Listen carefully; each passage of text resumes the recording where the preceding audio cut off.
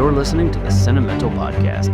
Shall we begin? All right, welcome back to the Cinemental Podcast, where we discuss mental health themes from cinema, television, and popular culture. I'm Jeffrey Jones, and I'm a filmmaker and professor, and I'm joined, as always, by my brother, Dr. Joshua DeJones. Hold on, I'm getting a note from our producer. Oh, the D's are silent. So it's just Josh Jones. That's right, Jeff. It's just Josh Jones. The D's honor honor Django, but they're silent. Gotcha. Okay. And anyway, Josh is a general and forensic psychiatrist. We want you to start your week off right with our podcast. So we drop a new episode every Monday morning at 9 a.m. Eastern. You can listen to us wherever you get your podcasts, or you can watch our hottest, spiciest clips and full episodes on YouTube. Josh, today we're talking about Django Unchained. You know it. A fabulous movie, one of Quentin Tarantino's finest works. And and this is one that you're a Tarantino fan, but you had not seen it until just now, right? Yeah, and I think I had seen it for no other reason than just you can't see everything. Today we're talking about Django Unchained. Django is about a slave named, obviously, Django, and he's freed by German bounty hunter Dr. King Schultz, expertly played by Christoph Waltz. And he trains him to hunt wanted men in exchange for help tracking down Django's wife, Broomhilda. Their search leads him to Calvin Candy's Mississippi plantation, Candyland, where Django and Schultz pose as buyers to rescue Broomhilda, but the plan collapses into violence after Candy's house slave, Stephen, Samuel L. Jackson, exposes their deception. Before we dive into it, Josh, tell me the topics of the day. All right, Jeff, we are going to talk a lot about human cruelty. What is it all about? Where does it come from? And I'm going to pull the curtain back a little bit on how close we all are to lapsing into human cruelty at any moment, given the right circumstances. Oof, we'll discuss generational trauma. And then you, of course, are going to talk to us about what's a really interesting topic in film for me, which is the all is lost moment, in which Django Unchained has a major all is lost moment. Tarantino is a master at the all is lost moment, so it's a fun time to talk about it. It's one of the most important moments in any script structure. So this is a really good movie to be able to discuss that topic. I want to bring up something that one of our viewers mentioned in the comments, and give you a chance to respond about whether or not there was an issue of accuracy. So we made a video about euphoria, and it was about the danger of drugs. And this commenter, Betty Beta Ta 2028, said, "You are wrong. Alcohol is the most dangerous drug. Alcohol is the only drug that will kill you from withdrawal. It is called delirium tremens. Other drugs cause withdrawal and discomfort, but the withdrawal will not kill you. Alcoholics get their GABA receptors hijacked. The mortality rate of going cold turkey from alcohol withdrawal is 60%. This is the part I love. The doctor was going to correct you on that, but you would not let him finish. Is there anything to correct there? Is that viewer correct? The viewer is partially correct. So good job, viewer. You're right. We didn't cover this particular point. There's so much to cover in all these topics, folks, that we can't get to everything. An important point about withdrawal from drugs such as opiates, heroin, fentanyl, methamphetamine, is that the withdrawal syndromes from those drugs won't kill you. You'll feel like you want to be dead, but they won't kill you. And that is a really important point. Now, it's disabling, and I think that the withdrawal syndrome that you saw in Euphoria that Zendaya performed, where she's slobbering all over herself, her nose is running, she's shaking, she can barely unwrap the piece of candy, was really accurate and well done, but it's not going to kill you. Now, the respondent is incorrect, though, that alcohol is the only drug that has a withdrawal syndrome that can kill you. Benzodiazepines, such as commonly prescribed medications, Xanax, Ativan, Klonopin, etc., also have the same type of withdrawal syndrome that alcohol has, and that withdrawal syndrome can kill you as well. So yes, you cannot die from, or never say never. I'm sure somebody has died from being really ill, and then also from something else, and then also having withdrawal from heroin or opiates. But those withdrawal syndromes don't kill you. The withdrawal syndromes from alcohol and benzodiazepines absolutely do. That's why we actually hospitalize people to go through withdrawal from alcohol or benzodiazepines, but don't hospitalize people to go through withdrawal from heroin and methamphetamine and other drugs like that. Yeah, you just kind of strap them to a bed in a motel, right? That's the way it's always done in film when people want to get over the withdrawals from heroin and stuff. That's not what we do. That's not what we do in the medical world. Kinda isn't what we do. There are places that you can go that are outside of a hospital. You can go to a detox facility and detox and be given medications to help you be more comfortable, etc. Not unlike in some ways going to a motel room and withdrawing on your own. But yeah, you don't get medically hospitalized for those withdrawal syndromes. Oof. Yeah, and with that withdrawal, it's as bad as it looks on TV, right? Oh, 100%. And that's the real kicker with opiates, is that the withdrawal syndrome won't kill you, but it will make you feel like you want to die to the point that you will do anything to get out of it. And I think the episode that we covered in Euphoria, where Zendaya's character, relents to and accepts having IV drugs from Lori, and even though Lori says, "Hey, I'm basically going to make you become a prostitute for this," she's like, "Yes, anything to feel better from this." That's how bad it is for people. Josh, usually I have a joke sponsor, and I think this is the first time we've had a real sponsor, which is amazing. So I would love for you to tee it up. You were the one that went out and got the work done for this. Who's our sponsor for the week? Jeff, we're going to only identify them as KH, and we don't actually have a product to hawk for today, but we recently did a live taping of a podcast. It'll be coming out sometime, and they were so impressed with that, they said, "Hey, let me sponsor you for a couple episodes." Gave us some funding for that. We really appreciate it, and KH, thank you very much for your support. Yeah, they believe in us, don't believe that we can drive any support for their business, and I'm fine with it. I'm not sure that's the actual message, Jeff. I actually am honored by that. So, yeah. All right, Josh, let's dive into Django, and let's just dive into the heavy stuff first. Let's talk about human cruelty. Yes, we're talking about slavery here. We're also talking about all sorts of human cruelty and how it has gone through the ages. We don't seem immune to it, even in modern day. There are times in history where it has reached a peak of human cruelty. What the fuck is that all about? Talk to me as a psychiatrist. What are we talking about here? Yeah. So, again, to do this justice, I think we have to say that we are not going to do any false equivalency as saying that the institutionalized national, international slave trade is any way comparable to other forms of human cruelty. This is a special, unique, generational, devastating thing that was perpetrated. And let's be honest, there are some areas in the world where slavery continues to exist, not in the systematic way that it was done here in the American South and in the slave trade, but it's still there.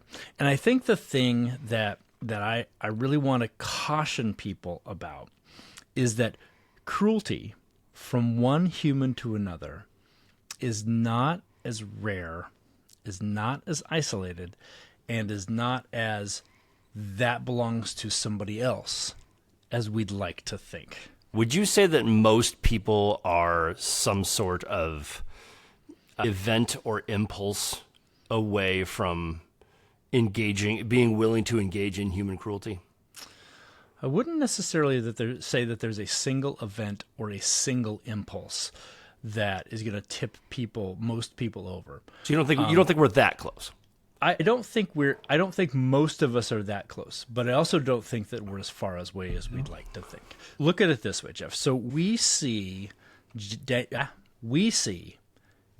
Unchained as a piece of stylized, hyper-violent, revisionist history. And we watch Leonardo DiCaprio's character, Calvin Candy, or the overseers of the plantations as we think, They are monsters. They're anomalies. They're product of a distant, deformed era. And it comforts us to put a firewall between their inhumane behavior and our own reflection of ourselves.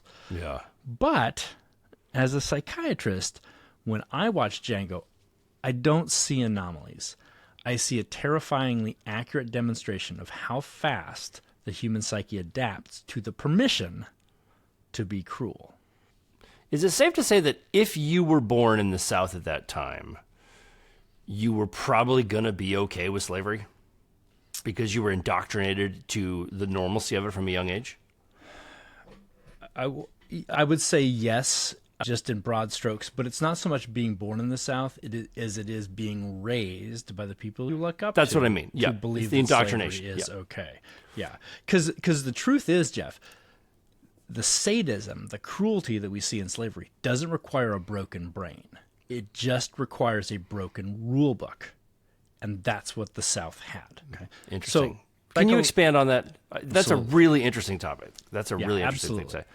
So think of it this way. So psychologically speaking, we are incredibly dependent on social scaffolding to keep our dark impulses in check. Our morals aren't as deeply rooted as we think. They're held upright by the gravity of societal expectations. And when that scaffolding collapses, or when the dominant system explicitly gives you permission to exploit another human being, the slide into cruelty isn't a long, agonizing descent. It can be an instant drop, or it can be something you're just raised with. Yeah, I think of two things there. I think of the Stanford prison experiment, where they very quickly were like, hey, I have power over this person, and therefore I'm going to be cruel. And that happened instantaneously. And then I also think about there was an experiment where people were brought into a room and they were told, hey, hit this button. It's going to give somebody a shock. And they're like, don't worry, it's my responsibility. Hit the button. And they would measure when people would stop. And people would push the button and go far past when it was safe, and even until the person might die. It's okay, push the button. No, it's not my responsibility, but they would keep pushing the button.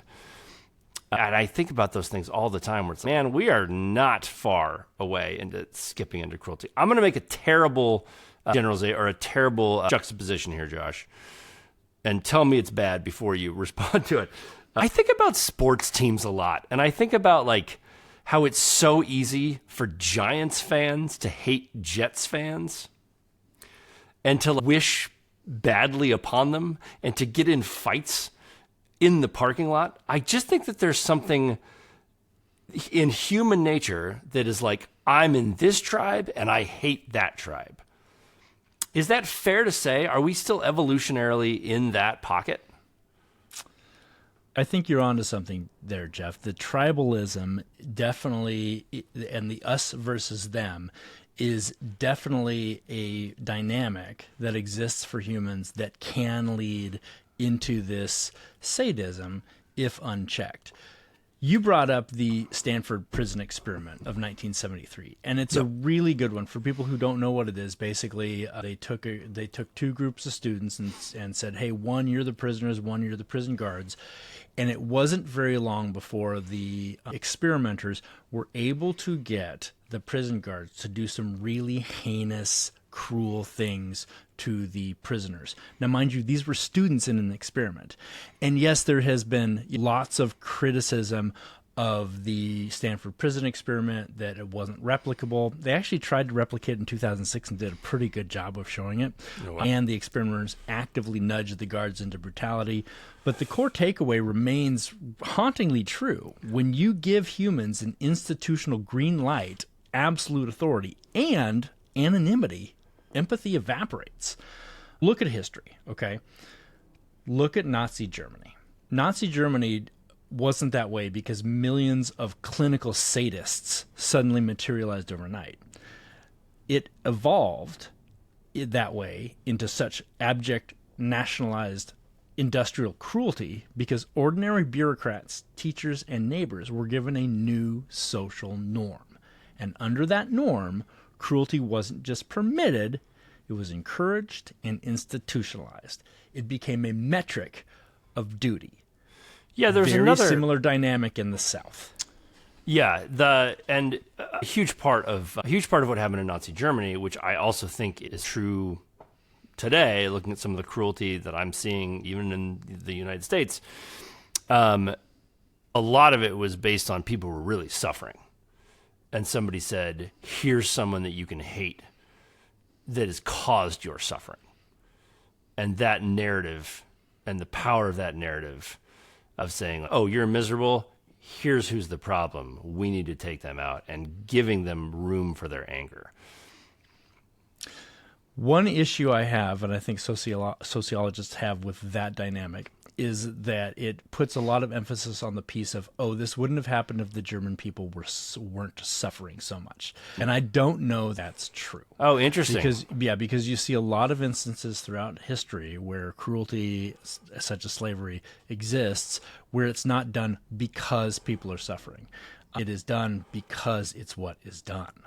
And that's dark. Yeah, and I think in a lot of places in Nazi Germany, sure, people were suffering, but the people that were committing the very heinous cruelty against Jews and other disenfranchised people in Nazi Germany, they were treated pretty well. They were doing pretty well. They were pretty well off actually at that point, because they were getting rewarded by the system for being cruel. And that brings us back to the antebellum South of Django Unchained. That's fascinating.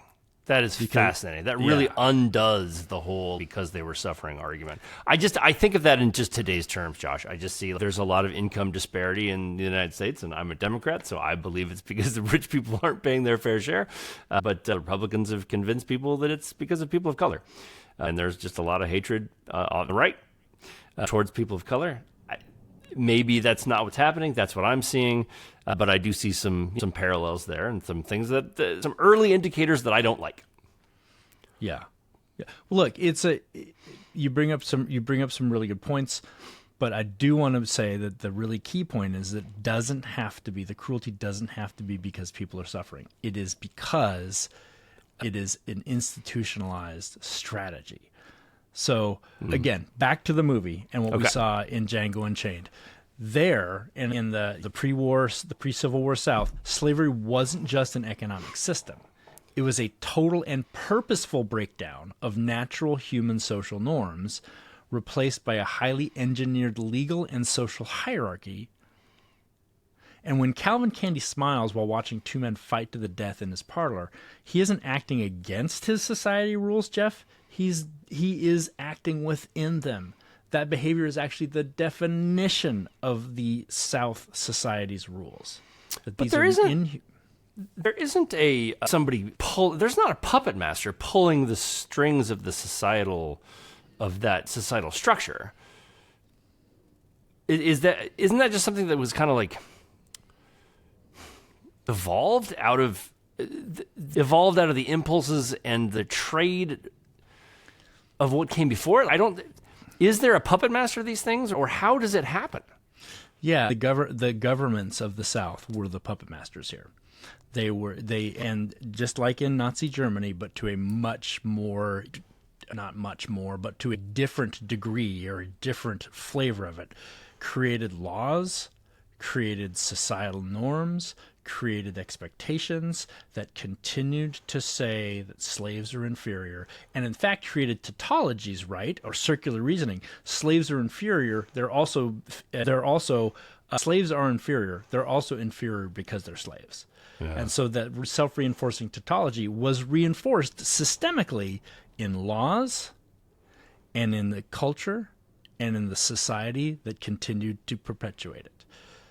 So what's really interesting about this, Jeff, is once that cycle gets going, and once a society decides that a certain group of people are less than, then psychologically, our brains do something highly efficient and deeply disturbing.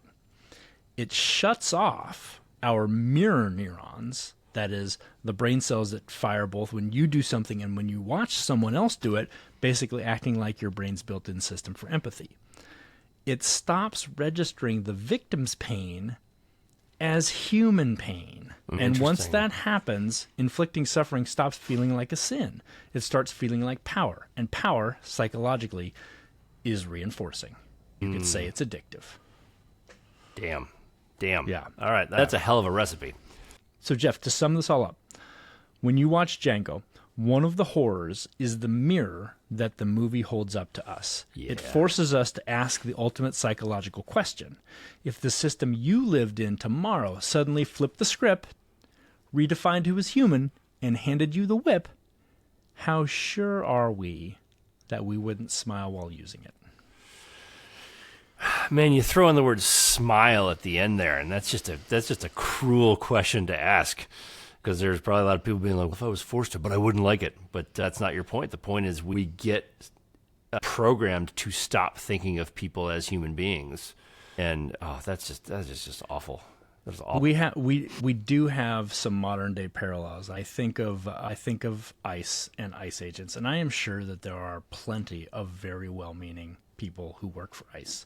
I'm sure that there always have been, but I think that with the new administration, the training, the mantra, the propaganda about what they're doing to protect the homeland from the other is trying to engage exactly what I've described here. Yeah. No, I completely agree. So this is something that just came up in the news, Josh, but apparently Pam Bondi has thyroid cancer. Saw that, yeah. Yeah, and both of our parents died of cancer. I don't wish cancer on my worst enemy.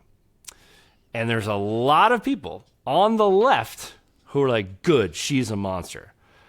Guys, we've got to stop thinking about things that way. I'm not happy that anybody got cancer.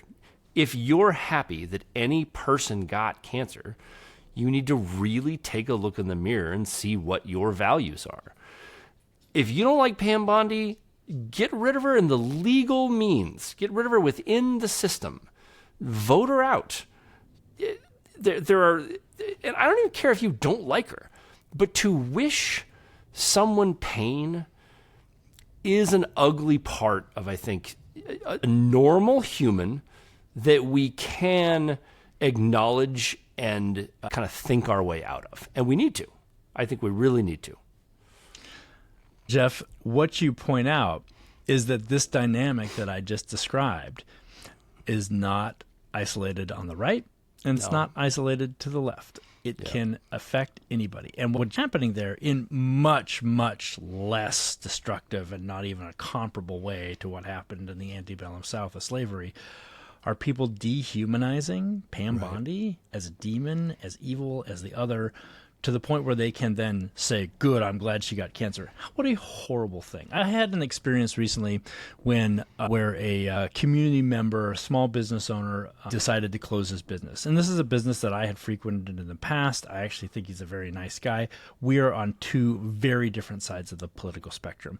And I wished him well and said, man, thanks for everything you did to the community. And he said to me, Ezekiel, know that you and I haven't always seen eye to eye. And I looked at him square in the eye and said, you know what? How is that possibly true? We both love our families. We both work very hard for them. We both try to make our community better, and we both wish well on other people. The rest of it, does it even matter? He's like, yeah, that is a really good point. And give me a giant hug. Yeah. Yeah, I told you about that story. I was on the cruise, and there was this guy who was just very MAGA and thought that I was too. And then at the end, I was like, I'm not, man. I'm far on the left. He's like, whoa. I was like, hey, do you love your family? Do you want your best for them? We're the same guy, man. He's like, okay, you're a good one. It really is that simple, man. It really is that simple. All right, Josh, so let's get into Django Unchained. I like to bring up theme first, which gives us a jumping off point for the conversation. And I really had to think about the theme for this movie because it seems like it's a revenge tale. And it is a revenge tale, but it's not solely about revenge. Most of the movie is about agency, which makes sense because a movie about slavery, you're going to probably have to talk about agency. Django gets freed pretty early in the movie. And what I think is really interesting is, and we're going to talk about this later when we talk about the low point and the all is lost moment, it's not until he fully embraces his agency that he is truly free. He is in some ways employed and still under kind of the yoke of the Dr. King Schultz character. He's not really free. He's letting someone else drive his destiny. And so in the end, after King Schultz is dead, he takes matters into his own hand and he fully becomes free because he embraces his own agency. And I thought that was fascinating because I think if you look at slavery or anybody who is enslaved, there is some difficulty coming out of that mindset and knowing what to do on the other side of being free. And I think that's pretty historically well established. But this gets into a conversation that we can have about generational trauma. Because you have said before, and I want you to talk about it now, generational trauma from slavery still exists today. Even though we have people who did not go through slavery, there's a part of slavery that is passed down generationally in terms of the trauma. Talk to me about generational trauma, talk to me about generational trauma. Yeah, generational trauma does exist. It's a difficult word for me to say, but it does exist. Generational trauma is the idea that the traumas that your ancestors or even the generation before you experienced influence you in several ways. One of the ways that it influences you is that your parents, especially if they were coming out of slavery, for instance, didn't really have the resources to raise you on par with others who weren't coming out of slavery in your generation. Another thing is that you are being raised by people who are still coming to grips with their own trauma. And this is really where psychologically we talk about generational trauma, because the overt and covert signals, that is the obvious and not obvious signals that you are getting from your parents, suggests threat constantly. Right. Because they are still dealing with their trauma. They are still reliving their trauma. They are still operating from a sense of fear, and they are training you, they're raising you in that sense of fear. You then have children, and you are, to some degree, passing on not only the experiences that you've had, but by being raised by your parents, the experiences that they had as well. So you can see how that continues to propagate from generation to generation based on historical trauma that occurred. Does that make sense? It does. It totally does. Especially the passing down. I was thinking about this today, something about mom, where I was reflecting on sort of some of my early relationships. And in my early relationships, I used, inadvertently, but I used shame a lot to try and convince someone to love me or to like me more. And just reflecting back, I was like, man, why did I possibly think that was ever going to be a good idea? It made sense to me in the moment of like, hey, you did this to me. You should feel shame about it. And somehow that's going to make you love me more. That's what mom did. We learned that from mom. Mom was amazing at making us feel shame, and somehow that would bring us back to loving her. And it didn't really work. We loved mom for a number of reasons, but I hated when she played the shame game. And I hadn't even thought about that being problematic until I was in my 40s. And so this idea that like things are passed down all the way from back in the time of slavery to kids today absolutely makes sense to me. So obviously, we're not comparing our experience of dealing with a mom who used shame to being descendants of people from slavery. Absolutely not. Absolutely. But let me point out that the additional effects of the generational trauma that get magnified in the descendants of American slaves is that after they were freed, the white folks in the South did their damnedest to try to get back to the good old days when they were slaves. They enacted laws saying that you can't vote. They enacted... So we don't need to recount here, nor would we do justice to all the ways in which the Jim Crow laws and the reign of terror of the Ku Klux Klan, etc., happened. Now, what I think is really important for us to talk about, though, Jeff, today, is that there are some people who look like us. There are some white folks who are saying racism's over, it's done, let's roll it back. And the actual racism that's happening is that white people are being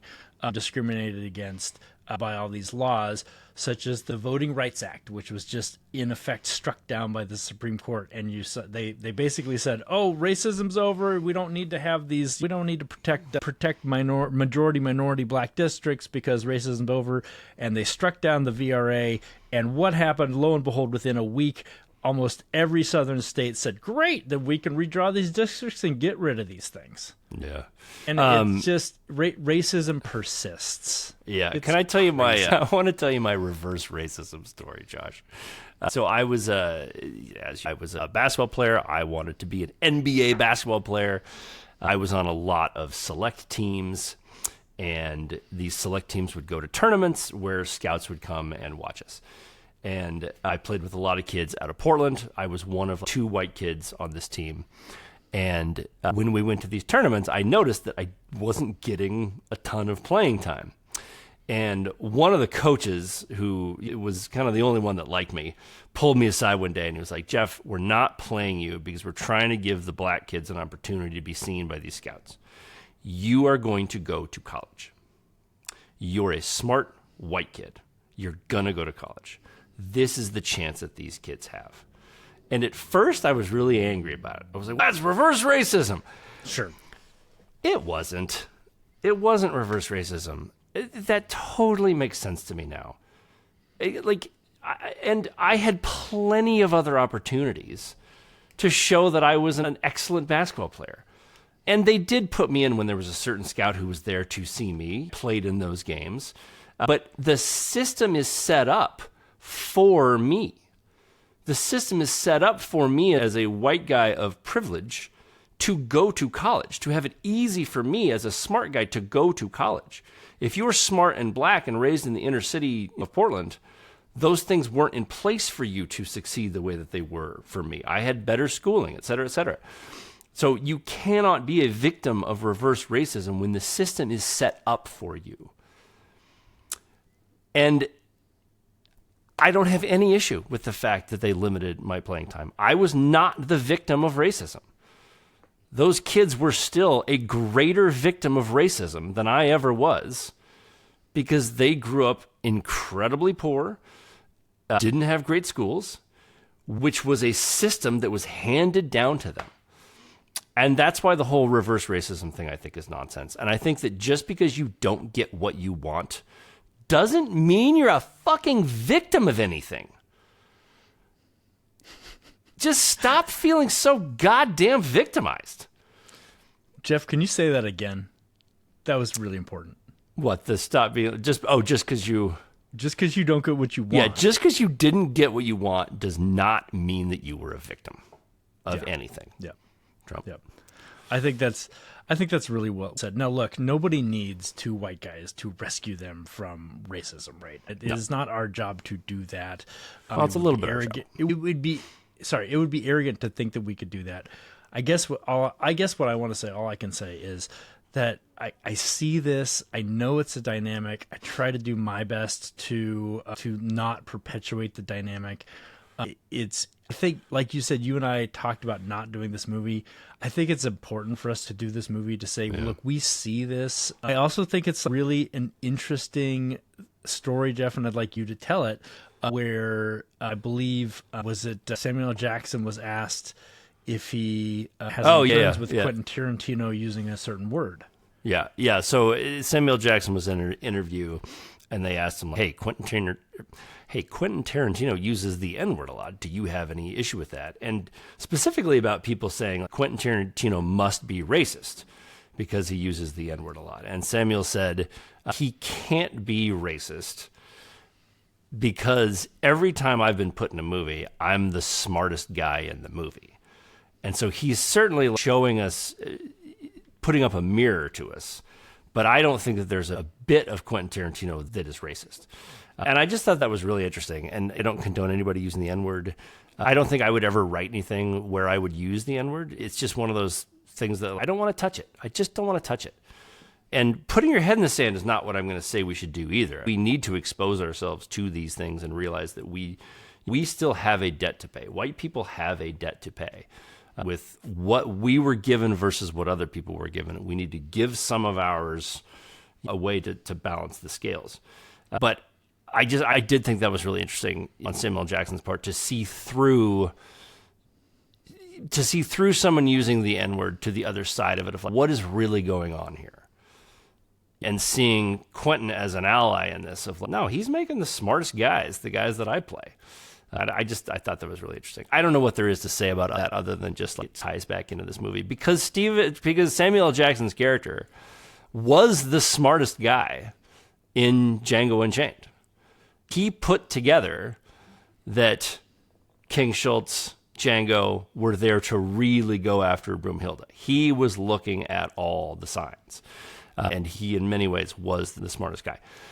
And one of the most complex characters, Jeff. One of the absolute most complex characters. So let me ask you about his character for a second. So Samuel L. Jackson in this film was the slave driver, which is a term given to black people who were vaulted into the position of overseeing the slaves.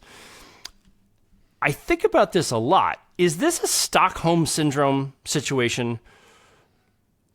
Like we talked earlier about the black people or about white people hating on something different. This is a black person being okay with cruelty towards other black people. Could we think of this as Stockholm Syndrome? Yeah, it's not Stockholm Syndrome because Stockholm Syndrome is applied pretty specifically to a hostage situation, but it does use a similar psychological mechanism that underlies it, and it's called identifying with the aggressor. Okay. So Stephen adopts the mindset of his oppressor as a survival strategy, warping a lifetime of dependency and shared status, because he does have status, being that close to Monsieur Candy, but in no way in an equal relationship, gives him a sense of a status. They develop a twisted, codependent affection for each other. Now, this actually, interestingly enough, persists in modern day dynamics that you see with some African Americans, and it's been written about extensively. You will hear some people say that some of the most racist people against black people can be other black people. I've seen this. I actually had to answer a complaint about this, about one of my clinicians that I worked with who was black, who got a complaint from another black person saying they were super racist to me. And modern psychology emphasizes that when black people exhibit prejudice against other black people, it's not a sign of natural inherent malice. Rather, it is proof of just how insidious systemic racism is. It forces the oppressed to become the guardians of their own oppression by identifying with the aggressor here being the whole system. Yeah. I hear this a lot from women as well. Women who have climbed the corporate ladder, and then other women thinking like, hey, I'm going to have an ally here, and feeling like the female is the least of the allies. Shut the door behind them sort of thing, which I think is fascinating. And that's akin to the same sort of thing, you think? Absolutely. Yeah, absolutely. And we actually talk a lot about this in medicine. There are some particular systemic racism that happens in the medical world. Folks, black people have a higher incidence of being diagnosed with schizophrenia when they may actually qualify for bipolar disorder or a mood disorder. Black people are generally undertreated in terms of their pain. Black women have a higher rate of complication and death in childbirth, especially around pain. And we find that some of the most problematic behavior towards black patients in this area comes from black doctors. On the other hand, interesting. Yeah. On the other hand, there's also a contra position where black patients want to seek out black doctors because they understand their experience more. And I get it. I've had people look at me and say, hey, doc, no offense, but I'd rather have somebody who looks like me. And I'm like, yeah, totally fine. Totally get it. Do I believe I could treat you correctly? Sure. Would I have an understanding of your experience? Probably not as deeply as somebody who's walked similar roads as you. I get it. Yeah. I think a lot about the partnership of Dr. Dre and Jimmy Iovine. Do you know anything about this, Josh? Yeah, but explain to our viewers it. It's just that Dre's ultimate collaborator was this Jewish guy, this very tiny Jewish guy, but they just didn't see each other as a Jewish guy and a black guy. They just saw each other as incredible artists, and that was just sort of all that mattered to them. And I just think things are amazingly possible when we can see through a lot of this stuff. But that's very easy for me to say as someone who doesn't have to fear that I'm gonna be hated on a daily basis. There was a woman in the news the other day for throwing a black doll over TV in her classroom that was being hung. You and I will just never know what it's like to walk down the street and have someone say, I hate you, and until you've walked a mile in those shoes, you're not going to understand these things. And you don't have to understand it to do something about it and to be helpful. And if anything, just acknowledging that we cannot possibly feel that pain, but it is there, is important. If somebody who's a person of color or even a woman doesn't like the cut of your jib right off the bat, give them a little leeway. Okay. Just give a little leeway. Give a little leeway for some trauma, for some generational trauma. I see this on TikTok a lot of not the men who say not all men are not understanding the point. And I agree with that. We needed to shut up and listen when women said that they chose the bear over a man in the woods. It wasn't for you to come in and say, no, all men are like that. It doesn't matter. If there's one dangerous person in a room, and you know that's true, it doesn't matter if you weren't the one. Don't blame me. I'm a good guy. No, help someone find that dangerous person. Help that person be safe. Anyway, that's getting a little far afield. Let's get back a little more. One of the phrases that I never say when I'm evaluating a patient or treating somebody is I never say, I understand. Because I don't. Especially for folks who have experienced generational trauma, racism, sexism, things that, because I am who I am and born how I was born, will never experience. I cannot understand. And I will say that to them. I don't understand what you're going through. Yeah. I want to understand your pain. I want to understand how it makes you feel, and I will walk with you on that, and I will be open and curious about that. But I cannot understand what you're experiencing because I'm not you. That goes a long way with people, that humility. Yeah, and it's well said, too, because on the other side of it, on the other side of not being able to understand anybody's pain, is they can tell you about what's going on, and they can tell you about that feeling, and that's what you can kind of help to address. Without fully understanding what the pain is, there's the I'm really angry because of it. I'm really depressed because of it. And it's like those feelings are understandable and universal, and those are the things that we can empathize with, but not the experience itself. It's the sort of emotions that pervade it. And that's where great screenwriting comes in. Like Quentin Tarantino is one of the few white guys who can kind of get away with making a movie about slavery because he's proven that he can handle that sort of subject matter with a certain level of care, despite being just hyper violent and what other people would call really inappropriate. He handled the issues, in my opinion, and again, we gave this caveat, I think he handled it with a certain level of care. I don't know a lot of black people who hated Django Unchained. When Samuel L. Jackson says you're not racist, you're not racist. God, one of my favorite. That is like the gold seal stamp of approval. One of my favorite moments in news history is there was a white guy talking to Delroy Lindo, and he was saying, like, it's not fair that you guys can say the N-word and we can't. And Delroy Lindo just looks at him and says, then say it. Go ahead. I'm giving you permission. Say it. He's like, I don't want to say it. He's like, go ahead. You have permission to say it. Why do you want to say it? But he just made it feel so uncomfortable and so small in that moment. And it's like, yeah, why are you whining about not being able to say a super offensive word, dude? It's just one of the best in-your-face moments that I've ever seen on television. And I love Delroy Lindo. I think he's incredible. Josh, this was an interesting moment in the movie where the first time I saw it, I didn't love it. And it's the moment where Christoph Waltz shoots Candy. They've essentially gotten what they came for. Broomhilda is safe. They lost the duel of wits with Candy where he discovered who they were, but they paid their money. They were free to go. And Christoph Waltz just can't shake the man's hand. And it's like, you came all this way and dealt with all of this violence and drama, and you can't just shake the man's hand. And the first time I saw that, I didn't believe it. And the second time, I kind of came around on it. This is a bounty hunter who kills people, who obviously doesn't have an issue hurting people, but this was a bridge too far for him. Did you think it was believable, and why, if you did? I did think it was believable because they started to show before he shot him that he was having flashes, cutaways to visions of Candy ordering, I believe the scene was ordering his men's dogs to an escaped slave apart. And that didn't sit with King Schultz. King Schultz's character when it happened, and it wasn't sitting with him then, especially after he just lost the duel of wits. The duel of wits, and after his life was threatened. So in that fight, flight, freeze, fawn mechanism of extreme stress, I felt like he was getting into the fight mode. And so it was believable on one hand that it could happen.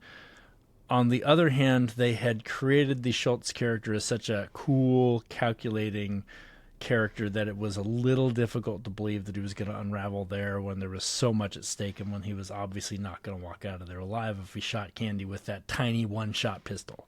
So yeah, I think there's always moments in Tarantino movies where he has characters act against form. And you could say it's a criticism of Tarantino that he does that, except he's wildly successful and it usually works out as part of the theme. But in this, I thought the character acted against type.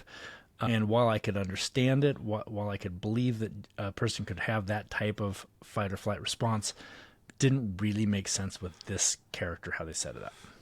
Yeah, one of the elements that I'm thinking of now that we're even talking about this, and when you talked about the institution is set up for someone to believe in the institution and provide them cover.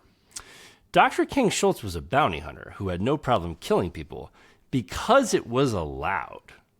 And he might not have been a bounty hunter if it was illegal, if it was like more black market. But because it was legal, it seems like he didn't have much of an issue with it. And he might have been institutionalized in thinking like, it's okay to kill because I'm told by there's government and regulation in place to be able to do this. And he wasn't okay with slavery. And so that institution didn't work on him. And therefore, that's why he saw that as a bridge too far, because it wasn't part of his institutionalized sociopathy. Maybe the word is sociopathy. It's not. And here's why it's not sociopathy, Jeff, and I'm glad you brought this up because this is an important point that we can actually apply to today as well, is that we want to say that the folks who killed people like this are just sadists, but they were acting within the societal norms of their world. It was horrible. It's terrible. It is an institutional and a blight on humanity that it happened. But for instance, take Schultz's character. He was not a sociopath. He was not someone with antisocial personality disorder.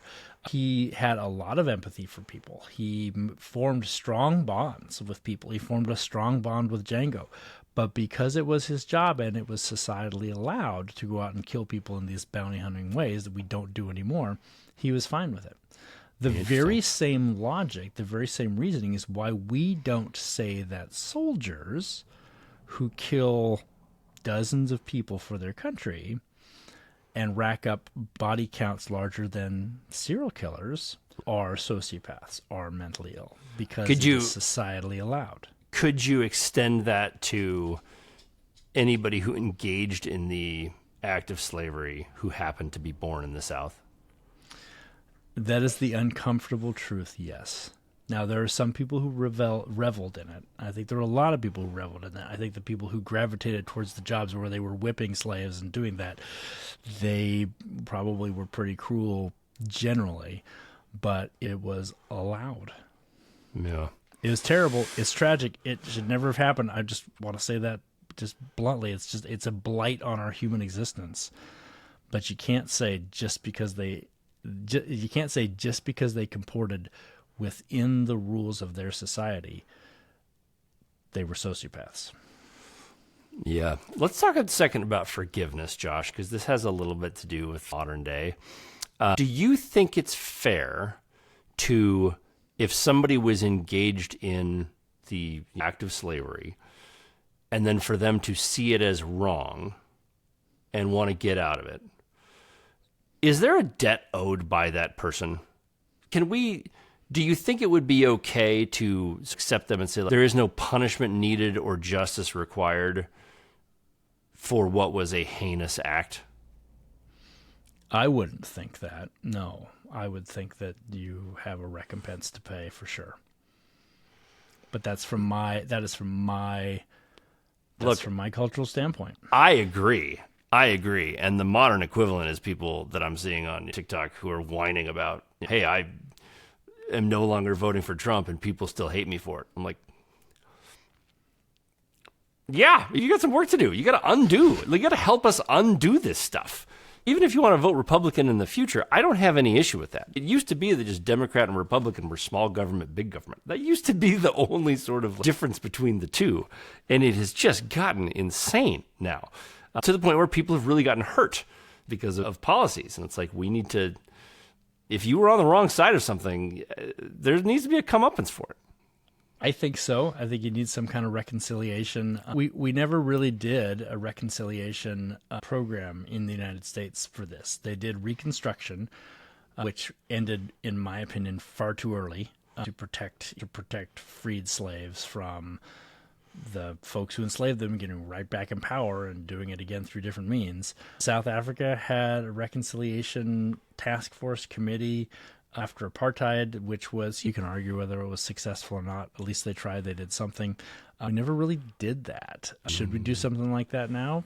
I don't know. I don't think it's likely in our current environment, obviously, but I don't know why we would expect that we wouldn't have to do something like that to try to create a strong multicultural, multi-ethnic democracy for those of us who still want that. No, agree. And I think that, like, the place we could start is let's just break down the systems that are still obviously racist. Like, we're not going to change people's minds. If somebody wants to hate, they're going to hate. But we can at least break down the systems that are still in place. I look at the way that schools are funded. Schools are funded based on taxes that are brought in by property value. Okay, black people were not given a fair shake in owning property for the last 200 years. We just need to even out the schools. Let's just make all schools great and well-funded. There's just certain places we can start. Let's make school lunches affordable and healthy, or free and healthy. There are a lot of things that we can do to break down these systems of racism that still exist.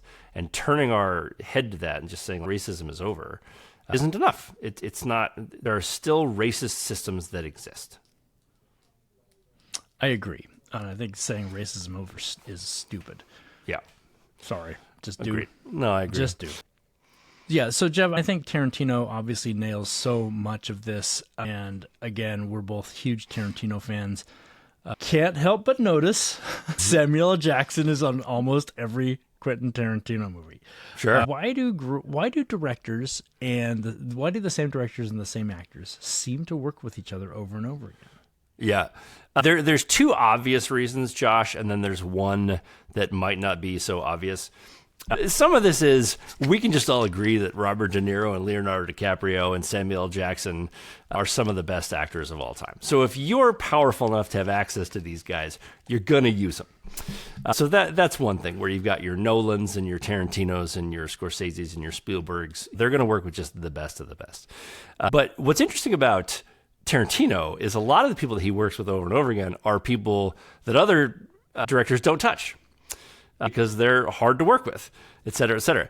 What's really interesting is the person who has been in the most Tarantino movies is a woman named Zoe Bell. And she's traditionally in as a stunt person, but oftentimes he gives her a cameo. So she was the woman who was on top of the car during Death Proof. She had a little bit part in Once Upon a Time in Hollywood, where she came out and fired Cliff Booth after the fight with Bruce Lee. But Tarantino has a shorthand with her. She works incredibly well, so he hires her every time. And that's a big part of it is you have a shorthand with people. You have a trust that develops with people. And so you're going to use people that you just collaborate with very well. And so once you've collaborated with somebody and it's easy, which a lot of times films are not, you're always looking for ways to make things easier for yourself as a director because there's 1,000 things going on. What's not going to be a problem? I'll take that. And so you'll often use a lot of these same people over and over. But the one that might not be obvious is when writers write, we write with someone in mind. It's very helpful to be able to say, oh, I really see this as like a Ryan Gosling type. So I'm just going to write with him in mind and imagine these words coming out of his mouth. And so oftentimes I think that like your Nolans, your Tarantinos, et cetera, write with Kurt Russell in mind, write with Matt Damon in mind. And then when they go to make these movies, they can get those guys. And so that's an interesting piece of it that I don't think people think about is like you do write with people in mind. And even like young screenwriters will say, this is an Anne Hathaway type. And you're not supposed to do that in scripts because what if you give that script to Emily Blunt? And she's like, oh, an Anne Hathaway, just go to Anne Hathaway. Why? You clearly don't want me. You want Anne Hathaway. So you don't explain those things that way, or you don't leave those in scripts. But it is really interesting to see who works with someone over and over again. And I'll tell you this, Josh, I'm not excited about Matt Damon in the new Odyssey. I think that was a bad call. And we will see, but I have a suspicion that Odyssey it's going to do really well because it's Christopher Nolan. People are going to see it, but I think he's going to take a hit. I think his reputation is going to take a hit after Odyssey because I don't think it's going to be as good as his other movies. The Odyssey is difficult. The Odyssey is difficult to adapt. I think Anne Hathaway is not a great casting choice, and I don't think Matt Damon was a good casting choice. His beard looks awful. It just looks awful. And I know he fell in love with him because of Oppenheimer and because of Interstellar, but I don't know, man. Matt Damon would not have been my first choice. Ralph Fiennes just played Odysseus in a movie, and I'm like, that was a great choice. Ralph Fiennes was a fantastic choice. Yeah. I think the obvious choice would have been John Cena. Oh my God, that's fantastic. No, I don't know. You know, Cyclops. Don't bet against Nolan, obviously, and I know you're not. Yeah, but really interesting. The previews that I've seen for the Odyssey haven't blown me away. Yeah, I don't know. I think I like the book better. That's great. I also think it's funny that most people do the Odyssey and nobody's really done the Iliad yet. The only covering of the Iliad was Troy. And I thought that the siege of Troy was much more interesting. Really? Yeah, see, I think the vast majority of people think the reverse, Jeff, that the soldier returning home is a more compelling story because it's more personal. Sure, the Iliad is a great war epic, but it's not as compelling. It's not as personally interesting as the soldier returning home. You know what the best version of the Odyssey was, Josh? Starship Troopers. Okay. It was Cold Mountain. Oh, yes. Cold Mountain was a really good movie, a really good book. Yeah, Jude Law goes to war. He gets out of war and does everything he can to get back to the woman he loves. It's the Odyssey. It's fantastic. It is just wonderful. And man, Jude Law was such a lovable soldier. I loved Cold Mountain. I thought that was one of the most beautiful movies that I have ever seen. It's also got one of my favorite lines in cinema ever where he's squaring off against like a young guy and he's like, I have something you don't have, the confidence of youth. And then they shoot each other. I don't know. I just love that. I love that line. But yeah, that to me was the best Odyssey. That was a good call and a deep cut. Oh, yeah. Thank you. Look, structure is everywhere. And that movie is structured exactly like the Odyssey. Yeah. There's a group of men wanting to marry the woman back home, want to consume the woman back home, just like in the Odyssey. Consume? Is that the right word? I don't think it is. They didn't want to just marry her was the problem. Consume is a better word than just coupling or form a romantic attachment to. Consume is, in my mind, the only word that spans both movies. But just makes me think of someone going, Sure. All right, Jeff. Okay, Josh, I want to dip into our screenwriting lesson of the day here. I'm really excited to talk about this one, and we're going to talk about the and we're going to talk about what is called the all is lost moment in film. So I mentioned this earlier, but just to recap, every movie has a theme. The theme is the most important part of the movie. It's the story. It's what the plot is driving towards, and the theme is defined as a change in the character's beliefs. And you got to kind of look for it, but it is there. The theme of Django was true freedom is defining your own destiny. Freedom is not easy. And through the movie, he makes a lot of changes and gains autonomy and gains some self-confidence. But it's not until the all is lost moment in a film where a character embraces the lesson of the movie, embraces the theme of the movie, and we see them become a new character. Okay. And a really great all is lost moment is when the audience feels like there is no possible way out. If you and I can imagine what the out is, then it's not a great all is lost moment. And so the all is lost moment in Django is Christoph Waltz has just shot Candy. Christoph Waltz gets killed. His mentor / you could still call him a master gets killed. Django lights up the house, but ultimately gets captured. And we can't imagine how he's going to possibly get out of that. When he was captured, did you think, oh man, there's got to be some plot armor that's going to get him out of this?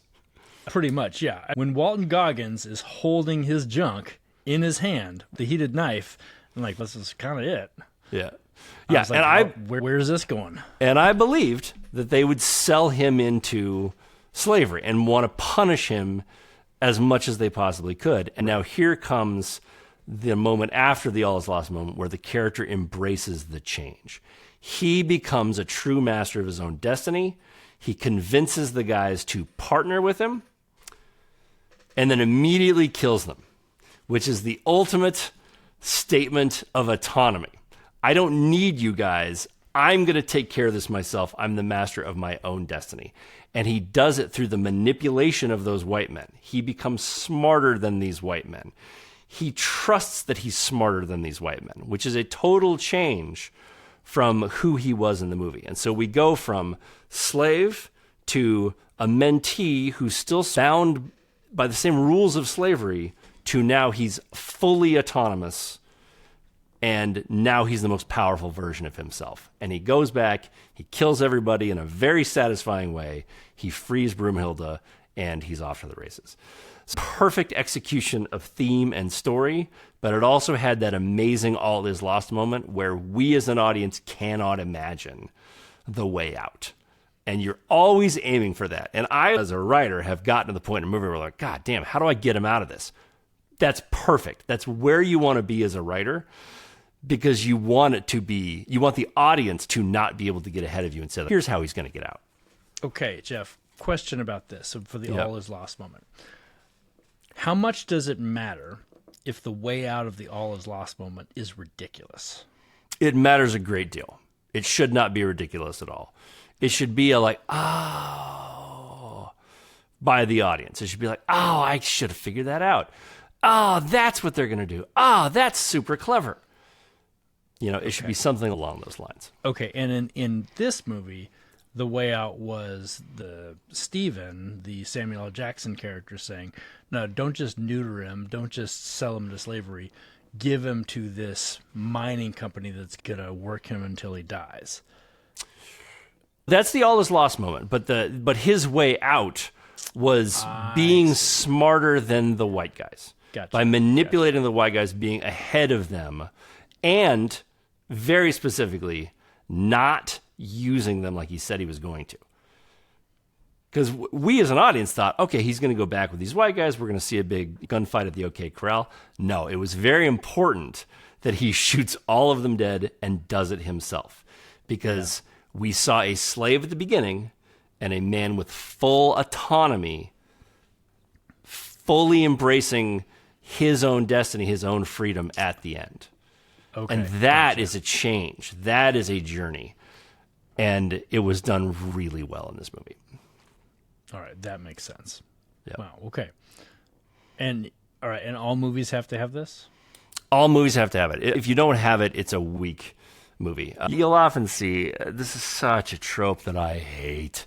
You'll often see like the all is lost or the battle scene, all is lost moment where like someone has their hand on somebody's neck and then they're about to die, but they're like, oh, look, there's a hammer within reach. And then they clock them in the head.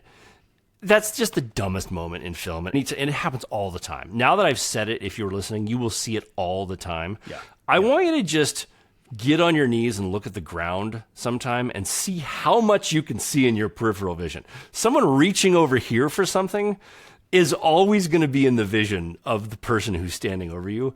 It's ridiculous. It's a ridiculous moment, and it should never be done. But we have that feeling of, oh, man, there's no way out of this. Oh, yeah, there is. There's a tchotchke over here. There's a hammer. We're fighting in a nunchuck factory. Look, there's some nunchucks lying on the ground. Exactly. That's weak. That's weak storytelling. You can certainly make that better. But Tarantino was really good at the all is lost moment. Yeah, he's one of the masters. Last thing I want to cover, Josh, I want to talk about revenge. Yeah. This is, in a sense, a revenge film. It's not in a sense a revenge. It is a revenge film. In a way, it's not entirely a revenge film because all he really wants to do is get Broomhilda. He's not trying to enact revenge on anybody as much as he's okay leaving Candy alive. He just wants Broomhilda. Yeah, the last act is revenge. The last act is revenge. But I think societally we have a draw towards revenge films. Is there a good psychological reason for that? Yeah, absolutely, Jeff. It is because we think revenge is a good thing. I will tell you that it's psychologically not, because it psychologically solves nothing. I think people who want revenge and think they can get revenge think that it's going to tie up psychological distress for them with a neat little bow. In fact, it doesn't. In fact, enacting your revenge may actually make it worse for you psychologically because you have now stooped to the level or done something maybe even outside of your moral comfort zone that has compounded the injury for which you want to get revenge. Yeah. But the revenge fantasy is probably pretty healthy. It's probably pretty healthy for us to think these things through and do them in our heads so that we don't do them in real life, compounding the injury, as I said before, and of course injuring somebody in the process. So I think the revenge film provides a sort of catharsis for us to feel what revenge is like without having to actually do it. Yeah. All right, revenge, Josh, is the topic that I want to talk about today when it comes to our top 5. Yeah, and most movies, or a lot of movies, the lesson that when it comes to revenge is somewhere akin to, if you engage in a path of revenge, dig 2 graves. You're going to dig one for them, you're going to dig one for yourself. It's like you just said, revenge will end up leaving you feeling cold, feeling you unfulfilled. It's not worth it. But there are some movies where I think that revenge made sense. Yeah. And where revenge was warranted.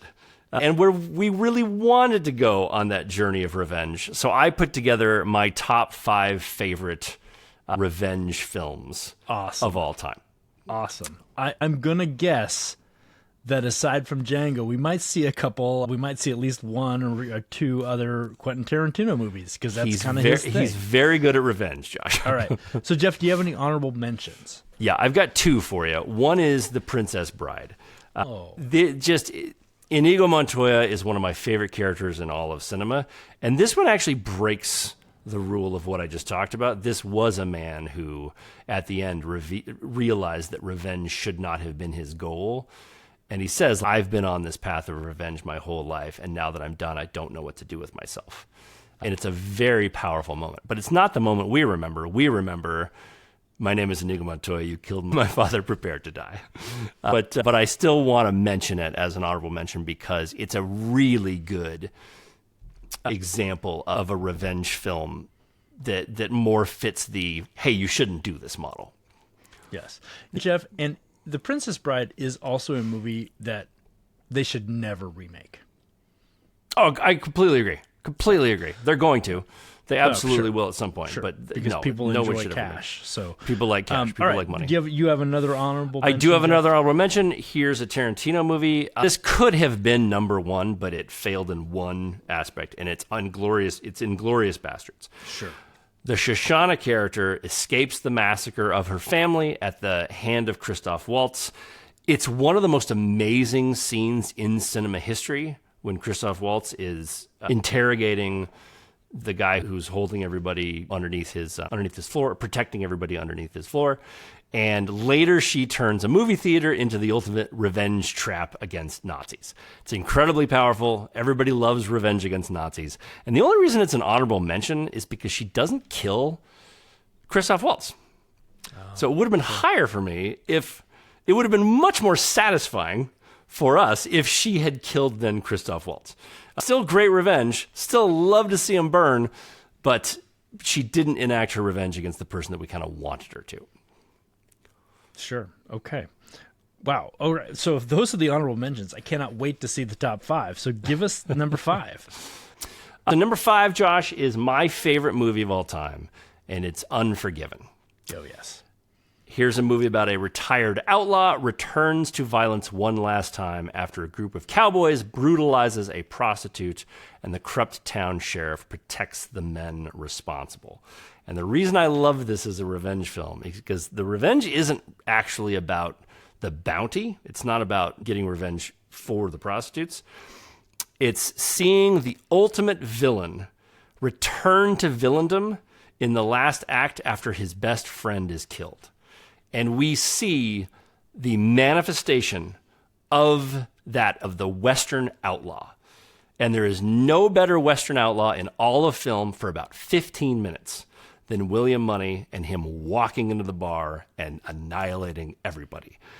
It's an incredible scene. It's an incredible lead up. And it's an incredible payoff.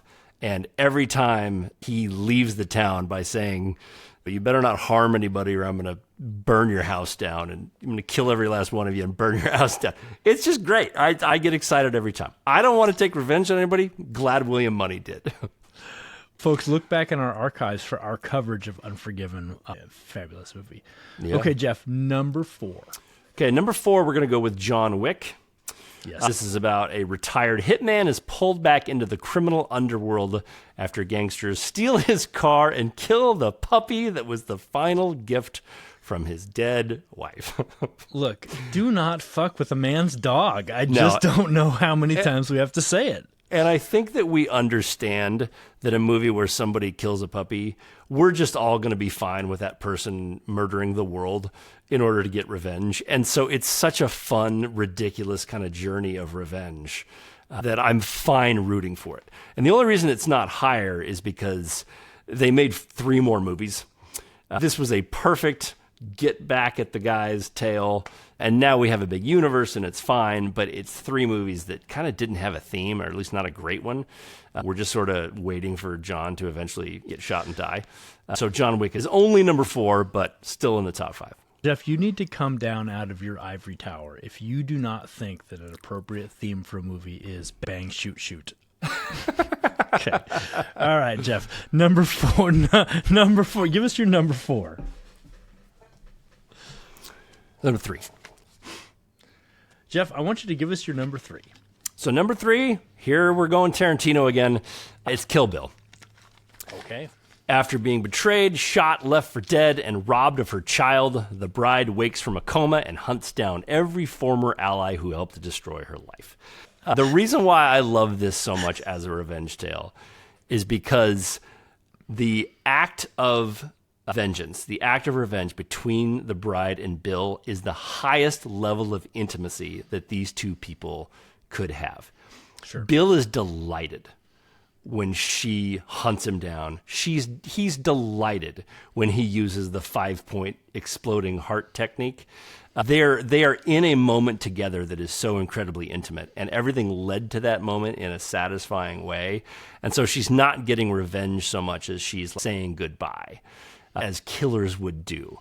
And so it's a fabulous tale of revenge. Wow. Nice. Okay. Number 2. Number 2, this always is like it. I don't know that it's in my top 5, but movies of all time, but it's pretty close, and it's Man on Fire.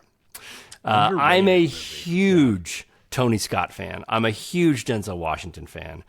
This was a movie about a broken former CIA operative becomes a one-man wrecking machine after the young girl he was hired to protect is kidnapped in Mexico City. This is a really interesting tale about depression. Denzel Washington's character is depressed, he's lost, he's lonely, and he's brought back to life by the Dakota Fanning character. And so when she goes missing, we absolutely want him to burn the world down to get her back. And in the end, he sacrifices himself for her. He doesn't kill the bad guys and pull her out. He ends up giving himself over to them and trades for her life. And because her life was the most important thing. It wasn't the revenge, it was her life was the most important thing. And so it was a very satisfying revenge movie for me and one of my top 5 films of all time. I'm just going to say. Yeah. As you've pointed out in a previous episode, this is an excellent example of a movie that is driven by platonic love. Yeah, and, it's the non-traditional love story. I think it's fantastic. So, yeah. All right, Jeff, with that, what's your number 1 revenge movie of all time? So the number 1 revenge movie of all time, I think, has got to be Gladiator. Okay. It's just a phenomenal film. So after a corrupt emperor murders his family and leaves them for dead, Maximus rises from enslaved gladiator to Rome's most dangerous symbol of justice. There's so many reasons to love this movie. But the reason why I really wanted him to get his revenge was I hated Joaquin Phoenix's character so much. And he just deserved to die. But revenge meant something in this movie. Revenge was the right thing to do in a timeline that is very brutal. It meant freeing all of Rome. So there was a lot more to it for him getting revenge than just one man's joy and satisfaction in revenge. And so Gladiator is my number 1 revenge movie of all time, where I'm actually rooting for the hero to get revenge. Yeah. Interesting. Yeah. Jeff, your list for me has brought up a couple that I think you missed and you should have put on there. Number 1, I would say The Lion King. Okay. And warm Disney movie. Everybody loves it. It's great. But really, after Scar kills Mufasa, then Simba, while taking a detour to have Hakuna Matata with his friends and everything, comes back ostensibly to save Pride Rock, but then he finds out what happened, and then it is revenge, and he's murderous at that point. Yeah, it's a good call, Josh, because the act of revenge is the act of him becoming kingly. And so there's more to it than just revenge. Revenge means he's now ready to rule.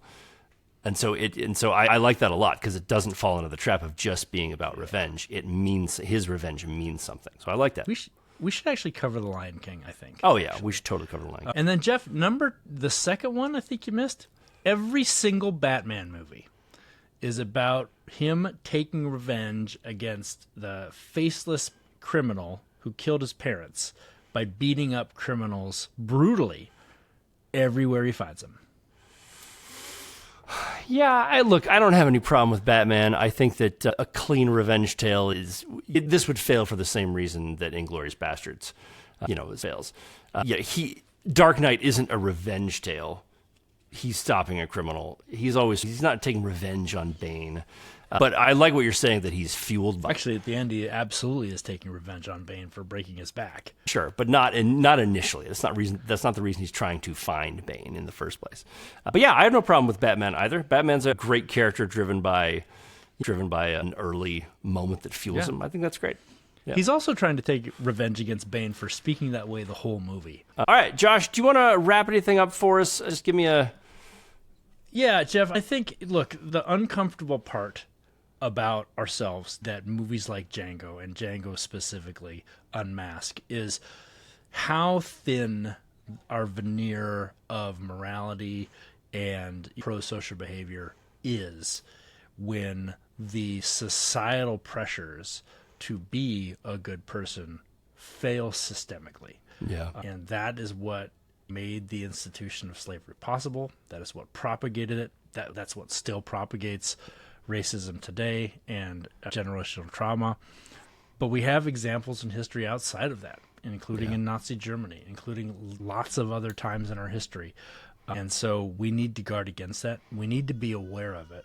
We need to not be so ashamed that it exists in humanity that we ignore the warning signs. And I think that's really what the lesson that movies like Django can teach us. Yeah, no, I agree. And I think that anybody listening, just take a look inside. Don't immediately say, oh, that would never be me. You take a hard look. There's a lot of things that we believe about ourselves that are not true. And we can get to those through therapy, through a number of means. But it just does take looking internally and making an assessment. All right, thanks as always for watching or listening to Cinemental and our coverage of Django Unchained. Cinemental is produced by me, Jeff Jones, and edited by David Haverty. If you like this episode, please subscribe anywhere you get your podcasts. You can also watch clips of Cinemental on YouTube, where we would love to hear what you would like us to cover next. You can also watch my companion series, The One Thing, where I take a deeper dive into screenwriting. That's available on the Filmmaker Professor channel, and you can watch the full episodes on YouTube. You can find Dr. Jones where dreams are, or by following him on AOL forums. I always love those, Josh. This has been a Large and in Charge production in association with PMC Media. For Dr. Josh Jones, I am Jeff Jones, and we will see you next week. All right.